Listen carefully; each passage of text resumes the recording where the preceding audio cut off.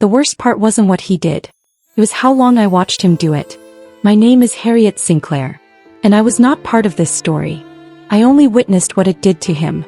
David Mercer was 43 when I first noticed the pattern.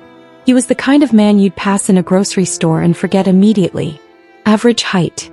Thinning hair. A wedding ring that caught the light when he typed. He worked in the claims department of a mid-sized insurance company, the kind of place where the carpet smells like old coffee and nobody remembers when the motivational posters went up. I worked across from him. Same floor. Same fluorescent hum. David was good at his job. Quiet. Efficient. He brought his lunch in a blue cooler every day. Turkey sandwich. Apple. Bottled water. He never joined us for drinks after work, but he'd smile when we invited him. His wife's name was Claire. His daughter was Emily. 16 years old. Applying to colleges. It started small. A claim came across his desk in late September. The claimant was a woman named Angela Patrice. 47 years old. Stage 3 breast cancer. Her policy covered chemotherapy, but there was a clause about pre-existing conditions buried in the fine print. David sat with that file for 20 minutes. Then he denied it. I didn't think much of it at the time. Denials happened every day. But I noticed the way he closed the file. Fully. Like he was sealing something shut. 2 weeks later, another one. A man named Joseph Kwan. Diabetic.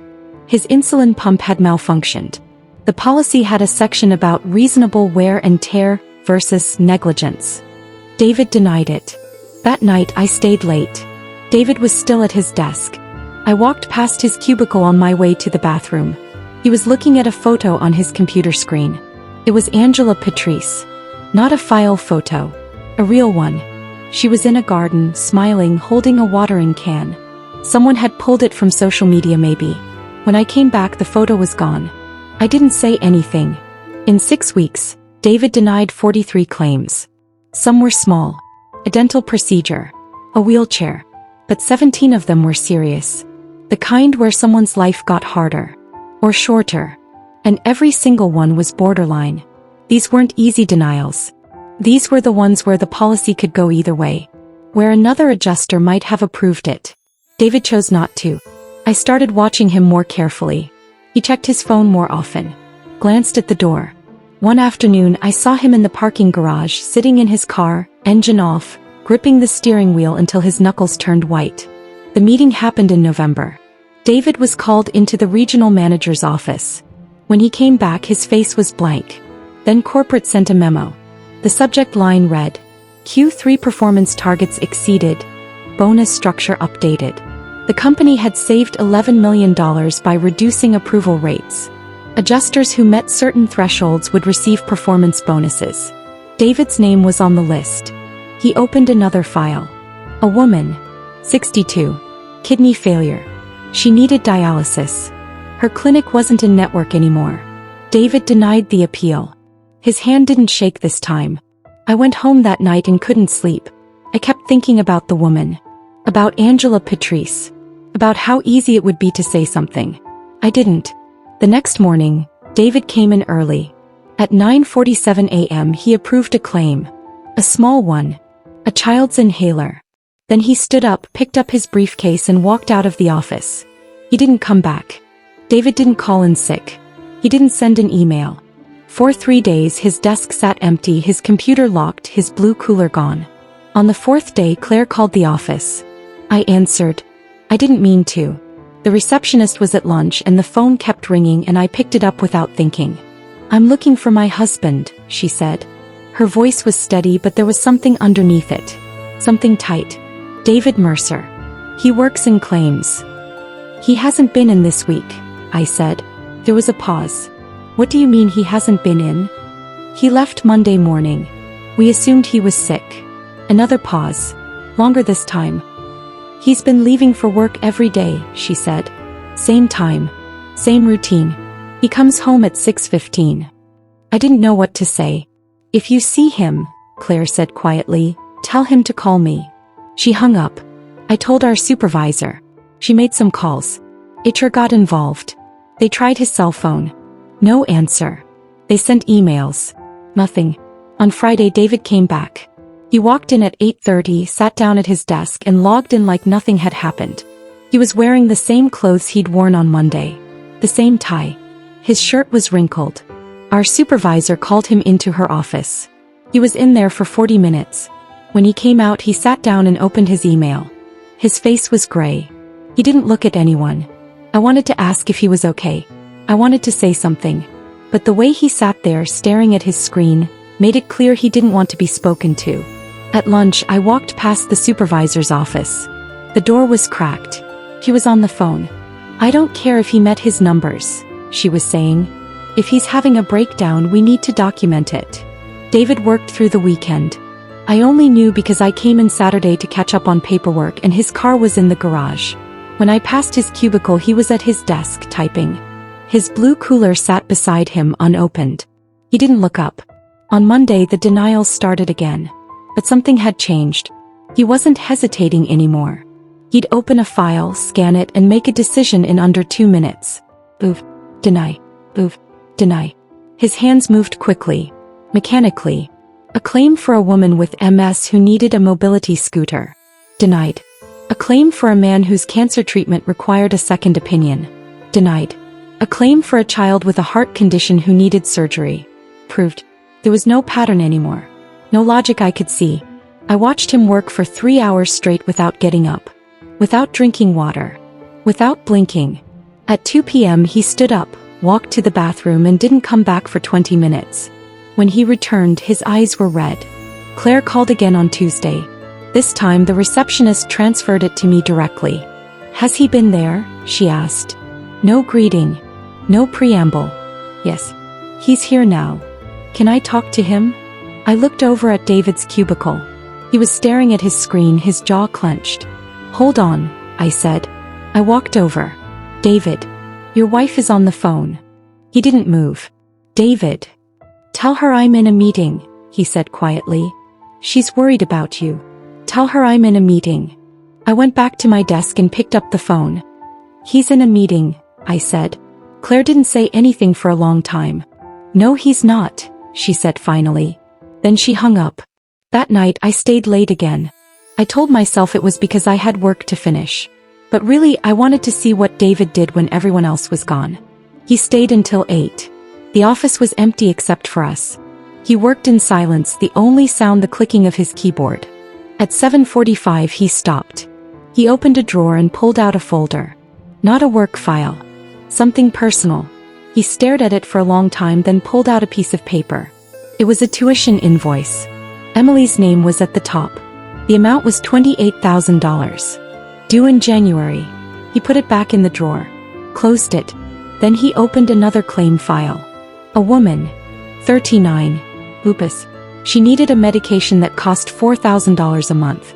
The policy covered it, but there was a new review process. More paperwork. More delays. David denied it. Then he stood up, put on his coat and walked out. I sat there in the dark for a long time after he left. The next morning there was an email in my inbox. It was from Angela Patrice's daughter. The subject line read, "Please reconsider." Inside there was a photo. Angela in a hospital bed, thin and pale, holding her daughter's hand. The message was short. My mother's appeal was denied. We're out of options. If there's anything you can do, please help us. It had been sent to the entire claims department. I looked over at David. He was reading it too. His hands were shaking. He closed the email, opened a new file, and kept working. Angela Patrice died on a Thursday in December. I found out because her daughter sent another email. Not to the department this time, just to David. The subject line was blank. Inside there was only one sentence. I hope you can live with this. I know David read it because I watched him open it. He sat perfectly still for almost 5 minutes. Then he deleted it and went back to work. That afternoon he approved 11 claims in a row. Every single one. A hip replacement. A cancer screening. A psychiatric evaluation. An experimental treatment for a rare blood disorder. He approved them all without reading past the first page. Our supervisor noticed by the end of the day.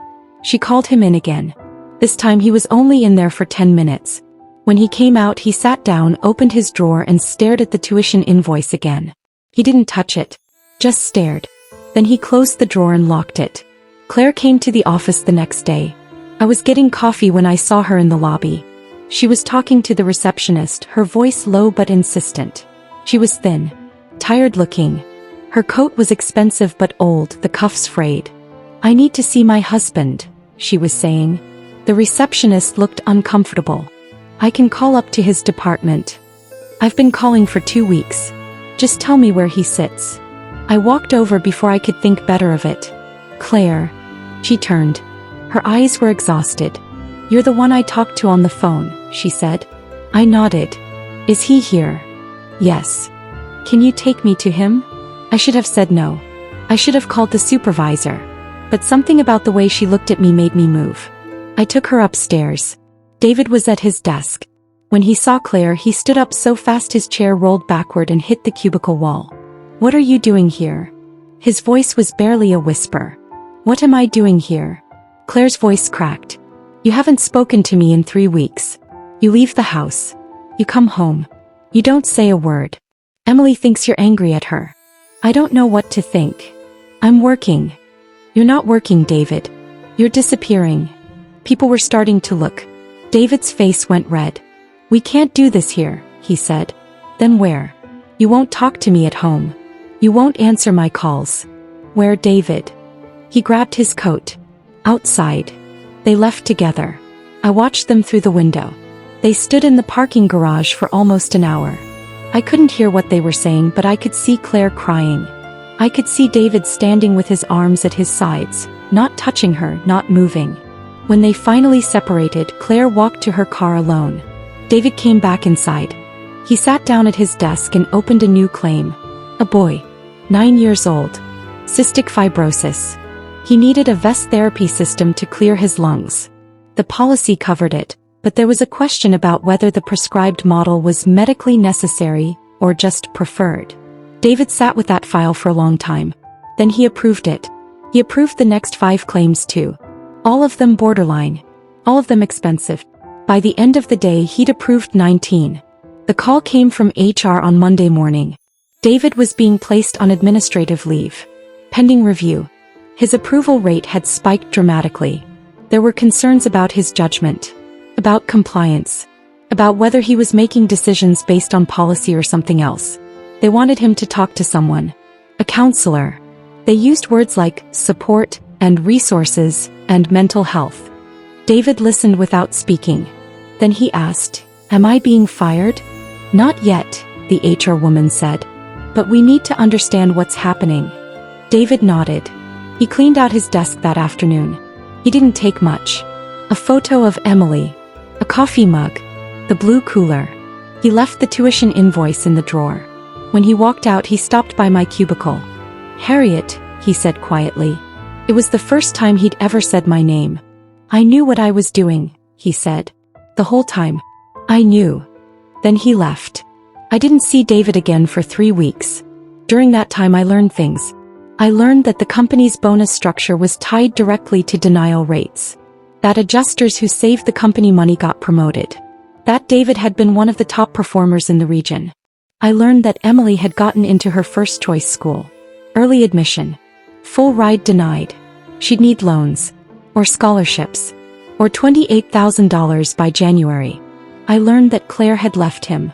She'd taken Emily and moved in with her sister. David was living alone in their house. I learned all of this from other people. From gossip in the break room. From the supervisor who talked too loud on phone calls. And I learned one more thing. Angela Patrice wasn't the only one. There were others. People whose claims David had denied. People who had run out of options. Out of time. I found a list someone from legal had compiled. 12 names. 12 people whose families had complained. Who had written letters. Who had threatened lawsuits. Some of them had died. Not all of them. But some. And David had known their names. Had looked at their faces. Had made a choice. He came back to the office on a Tuesday in January. Not to work. Just to return his badge. I saw him in the lobby. He looked 20 years older. His coat hung loose on his frame. His face was hollow. He saw me watching. He walked over slowly. "I need you to know something," he said. His voice was hoarse. I didn't want to hurt anyone. I was just trying to take care of my family. I didn't say anything. But that's not an excuse, is it? He said. That's just what people say when they've done something they can't take back. He looked at me like he wanted me to disagree. To tell him he was wrong. To give him permission to believe he'd had no choice. I didn't. Emily got a scholarship, he said. Full ride. She starts in the fall. That's good, I said. Claire won't let me see her. He stood there for another moment waiting for something. Forgiveness maybe. Understanding. I had nothing to give him. He turned and walked toward the door. I watched him leave. Watched him get into his car. Watched him sit there with his hands on the steering wheel just like he had all those months ago. And I thought about all the times I could have said something. All the times I could have asked. All the times I watched him make those choices and said nothing because it wasn't my job. Because it wasn't my place. Because I had my own life to worry about. David started the car and drove away. I went back to my desk. There was a claim waiting for me. A woman with diabetes. Her insurance had lapsed for 2 months because she couldn't afford the premium. Now she needed an emergency procedure. I read the policy. I read the exclusions. I sat there for a long time. Then I made my decision. And I've been making decisions like that ever since. I started keeping a notebook after David left. Nothing official. Just a small black journal I kept in my purse. I'd write down names, ages, diagnoses, claim numbers. I told myself I was doing it to stay organized. To track my work. That was a lie. I was doing it because I needed to see what I was doing. I needed it to be real. Written down. Permanent. In the first month I denied 22 claims. 17 of them were borderline. 5 of them were clear-cut, the kind where the policy left no room for interpretation. But those 17, those were mine. My choices. A woman who needed a knee replacement but could technically still walk. Denied. A man whose diabetes medication wasn't on the formulary. Denied. A child whose therapy sessions exceeded the annual limit. Denied. I wrote all their names down. At night I'd open the notebook and read through the list. I'd imagine their faces. Their families. The phone calls they'd get. The letters that would arrive saying their appeal had been reviewed and the decision was final. Then I'd close the notebook and go to sleep. Some nights I managed 4 hours. Some nights less. In February I got promoted. Not to David's position. He'd never been officially replaced. But to a senior adjuster role. More responsibility. More complicated cases. A raise. 15%. My supervisor called me into her office to tell me. She smiled when she said it. Told me I'd earned it. That my performance metrics had been excellent. That the company valued efficiency. You've really found your stride, she said. I thanked her. That night I went home and added up the numbers in my notebook. 22 denials in January. 31 in February so far. I did the math. If I denied just 1 claim per day, I'd save the company roughly $180,000 a year. That was conservative. Some claims were worth more. Much more. My raise was $8,000. I put the notebook away and didn't open it for 3 days. I saw Claire in March. I was at the grocery store standing in the cereal aisle when I heard someone say my name. She was thinner than I remembered. Her hair was shorter. She had a basket with just a few items. Pasta, sauce, wine. Harriet, she said again. From the office. I remember. We stood there awkwardly. Other shoppers moved around us. How have you been? I asked because I didn't know what else to say. We're managing, she said. Emily's doing well. She's excited about school. That's good. Claire shifted her basket to her other arm. David's in Arizona. He has a brother there. He's staying with him for a while. I didn't know. He needed to get away. From the house. From everything. She paused. He's not doing well. I didn't ask what that meant. I didn't want to know. He talks about work sometimes, Claire said. About the people. He remembers all of them. Their names. What they needed. He can't stop thinking about it. I felt something cold move through my chest. He said you were there, Claire continued. That you saw what he was going through. He thought maybe you understood. I didn't say anything. Claire looked at me for a long moment. Did you? I don't know, I said quietly. She nodded slowly like that was the answer she'd expected. I should go, she said. She walked away. I stood there in the cereal aisle for 10 minutes before I remembered why I'd come. The notebook was full by April. I bought a second one. Then a third. The names kept adding up. The numbers kept growing. My metrics stayed excellent. I got another small raise in my quarterly review. My supervisor mentioned that management had noticed my work, that there might be opportunities for advancement. I started having dreams. In them, I'd be sitting at my desk and people would walk into the office. People from my notebooks. They'd stand in front of my cubicle and wait. They wouldn't say anything, wouldn't accuse me. They'd just stand there looking at me until I woke up. One night I dreamed about Angela Patrice. She was in her garden holding the watering can. She turned to look at me and smiled. Not angry. Not sad. Just tired. It's easier when you stop counting, she said. I woke up at 3 a.m. and couldn't go back to sleep. In May something changed. A claim came across my desk. A girl. 14. She had a rare autoimmune disorder. The treatment she needed was expensive. Experimental. The kind of thing that insurance almost never covered without a fight. I read the file. Read it again. The policy was clear. The treatment didn't meet the criteria for approval. I could deny it in 2 minutes. I sat there for an hour. Then I approved it. I wrote a 3-page justification. Cited medical journals. Found precedents in other cases. Built an argument that was technically defensible but took twice as long as it should have. The claim went through. That night I went home and opened my notebook.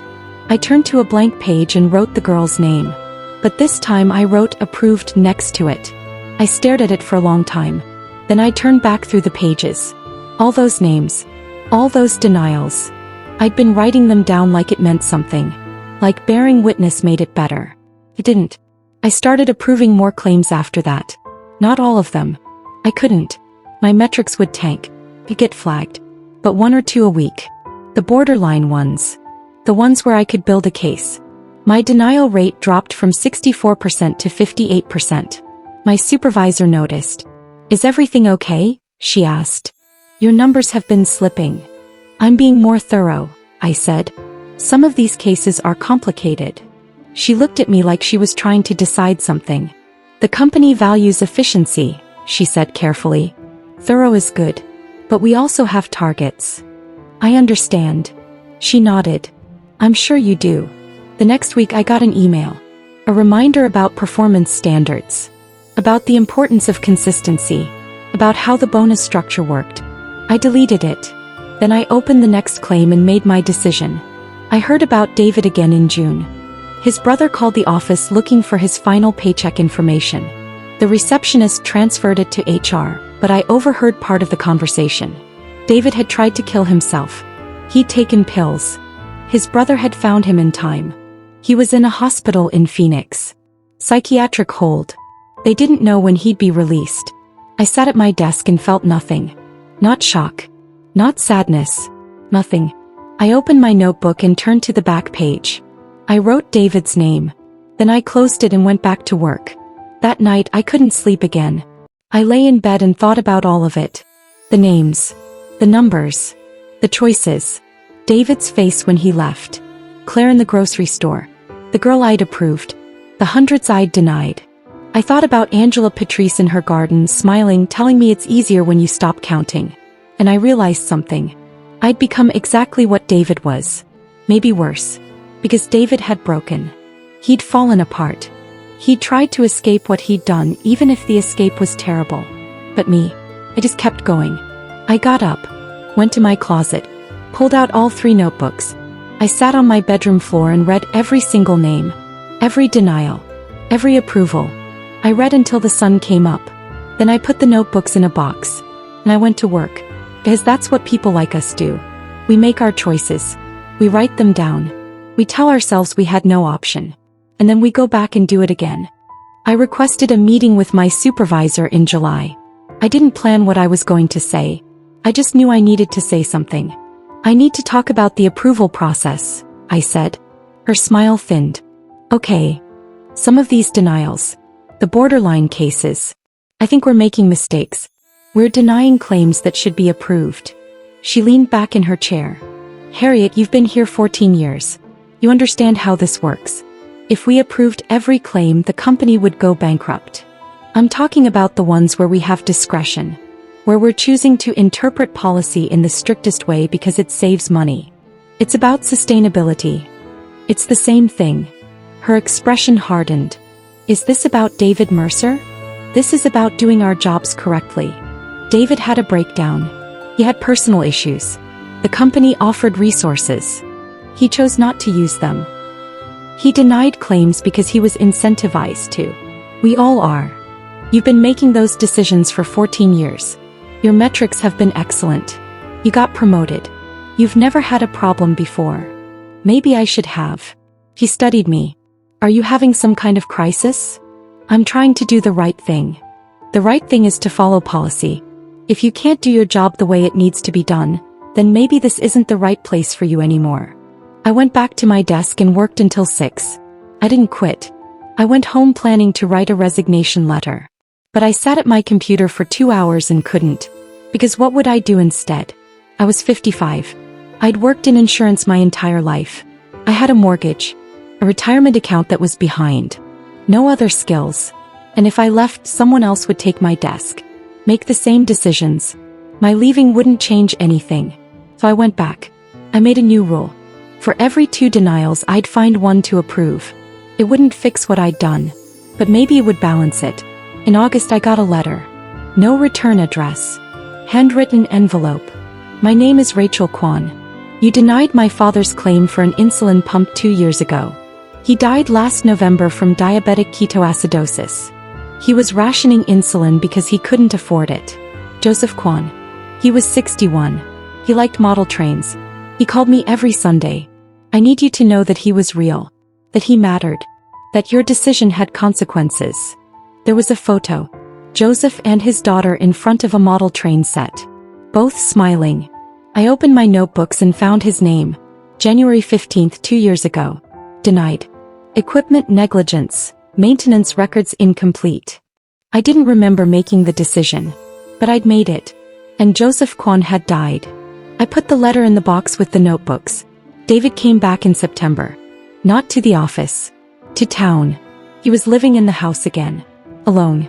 Claire and Emily were still with her sister. I thought about reaching out. I never did. Because what would we talk about? The nightmares got worse. Rooms full of people. All the names from my notebooks. They'd stand there silent watching me work. And in the dreams I'd keep working. Keep denying claims. I'd wake up and not know if I was relieved or disappointed.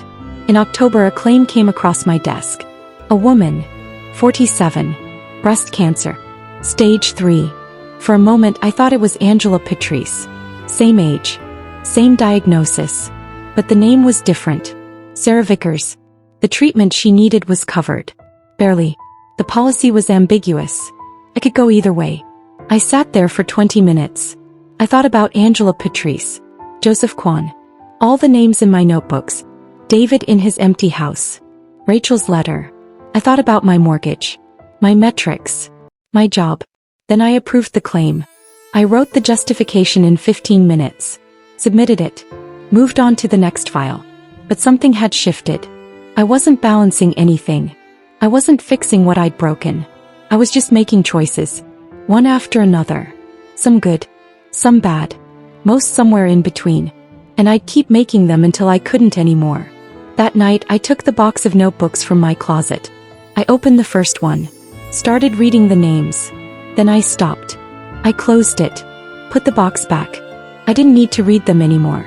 I knew what I'd done. What I was still doing. What I'd keep doing. Because the truth was simple. I wasn't like David. David had broken because he couldn't live with what he'd become. But me. I could live with it. Not happily. Not easily. But I could. I could go to work every day. Make my decisions. Hit my targets. Cash my paychecks. I could carry the weight of all those names and keep walking. Maybe that made me worse than David.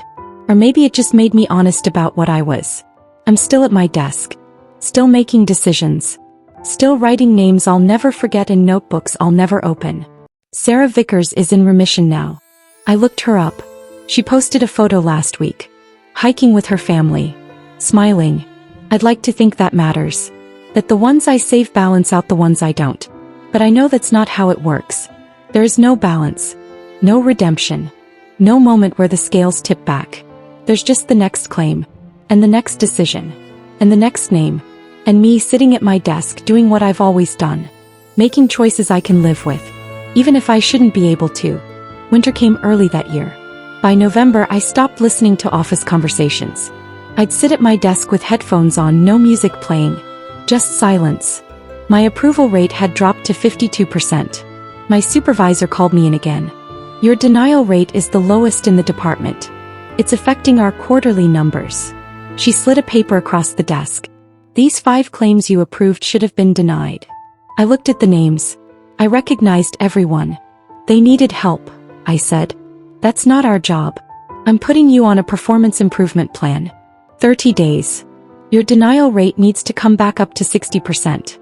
If it doesn't, we'll discuss termination. I nodded. If you can't meet targets, someone else will, she said. I know. I went back to denying claims. I did the math. 37 denials over the next month. I started with the easiest ones. The clearest policy violations. Cosmetic procedure. Denied. A medication with a cheaper alternative. Denied. A redundant test. Denied. I got through 12 in the first week. My supervisor sent an email. Good progress. I deleted it and moved on to the harder ones. On a Thursday, I got a phone call. Is this Harriet Sinclair? A woman's voice. Shaking. Yes. You denied my mother's claim. 3 weeks ago. She's in the hospital now. Diabetic coma. They don't know if she'll wake up. My hands went cold. I'm calling every person whose name is on the paperwork. I need someone to tell me why. I'm sorry. I can't discuss specific claims over the phone. My mother might die and you're talking about privacy regulations? I understand you're upset. Her name is Marie Castellano. She's 63. She worked as a teacher for 40 years. She has 2 grandchildren. She's a person. Do you understand that? I understand. Then why did you let this happen? I had no answer. She hung up. I opened my notebook and added Marie Castellano's name. Number 38. I'd hit my target. The office Christmas party was mandatory.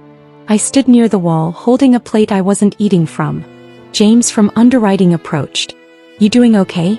You seem quiet lately. I'm fine. I heard about your performance review. That's rough. For what it's worth, I think you're doing the right thing. Approving more claims. Then why don't you? He smiled without humor. 2 kids in college. A mortgage. Same as everyone else here. That's not a reason. No. But it's an excuse. And sometimes that's enough. I left the party 20 minutes later. On Christmas Eve, I drove past David's house. I didn't plan to. I was just driving and suddenly I was on his street. The house was dark except for one window. A TV flickering. Thought about knocking. About telling him I understood now. But I didn't stop. In January, another letter came. From Marie Castellano's daughter. My mother woke up. She has brain damage. Can't speak properly. Can't walk. We're moving her to a facility. $6,000 a month. We're selling her house. The house she lived in for 35 years. I need you to know what you did. I need you to carry it. I put the letter in the box. My performance review came in February. I'd hit my targets. Denial rate back up to 61%. Much better, my supervisor said. I knew you could do it. Thank you. Keep up the good work. I went back to my desk.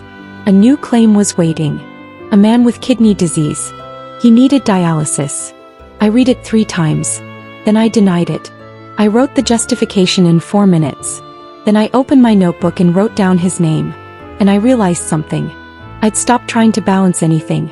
I'd stopped pretending the approvals made up for the denials. I was just surviving. One claim at a time. One name at a time. And I'd keep doing it until I retired. Or couldn't anymore. Or until something inside me broke the way it broke David. But I didn't think it would break. Because you don't have to break. You can just bend. And bend. And bend. Until you're something completely different from what you started as. Until you barely recognize yourself. I'm still at my desk. The notebooks are in a box in my closet. 4 of them now. I still have nightmares. But less often. I think I'm getting used to them. Sarah Vickers is still in remission.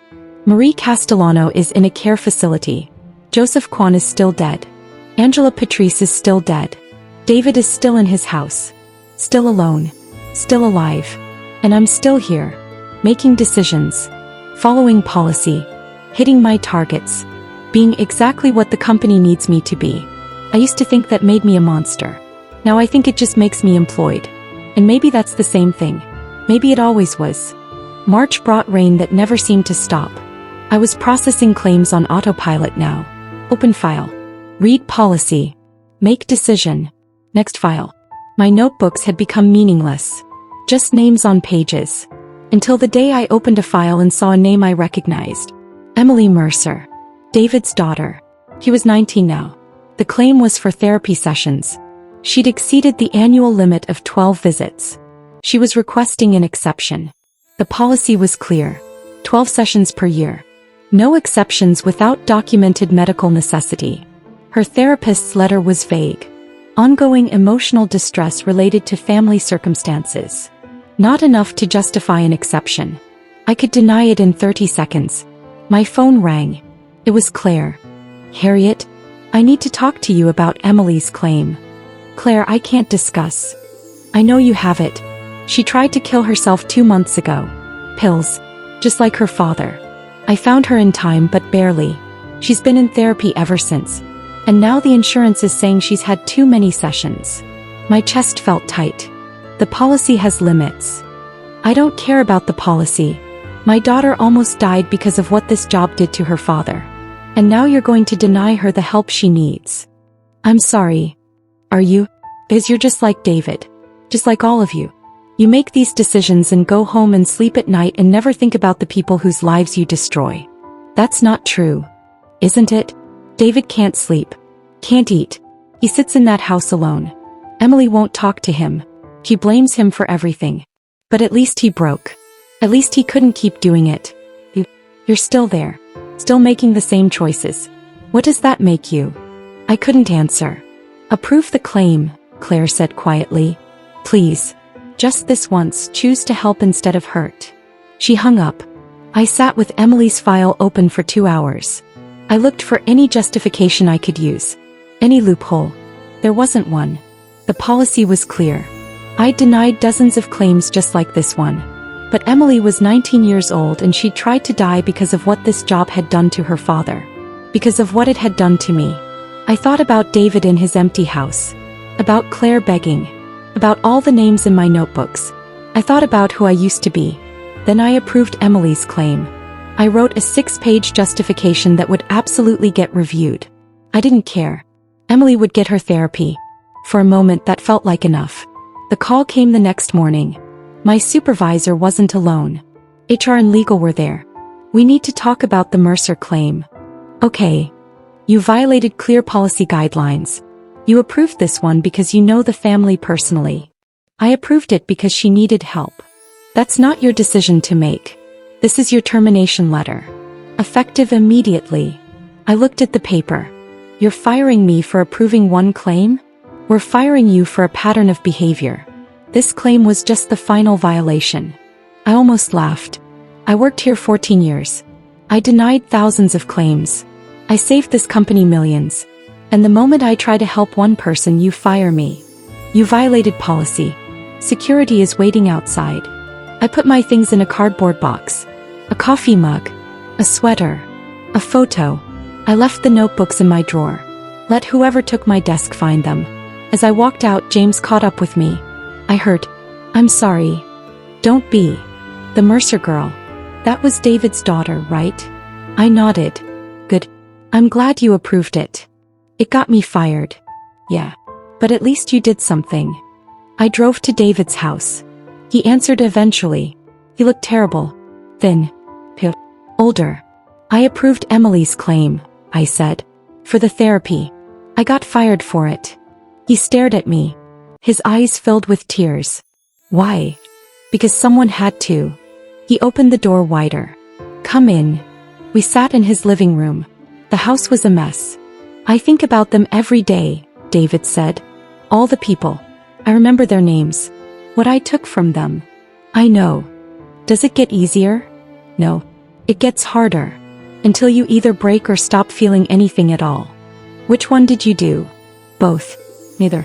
I don't know anymore. We sat in silence. Thank you, David said finally. For Emily. For choosing her. It was just one claim. It was her claim. That makes it everything. I don't work in insurance anymore. I'm living on savings while I figure out what comes next. The notebooks are still in my closet. Those names deserve to be remembered. Even if it's just by me. Emily is still in therapy. Claire sent me an email thanking me. She said Emily is doing better. That maybe someday she'll forgive her father. I don't know if David will ever forgive himself. I don't know if I will either. But I know this. For 14 years I made choices that hurt people. I told myself I had no option. That I was just following rules. All of that was true. None of it mattered. Because in the end I had a choice. We all did. David made his choice when he walked out that morning.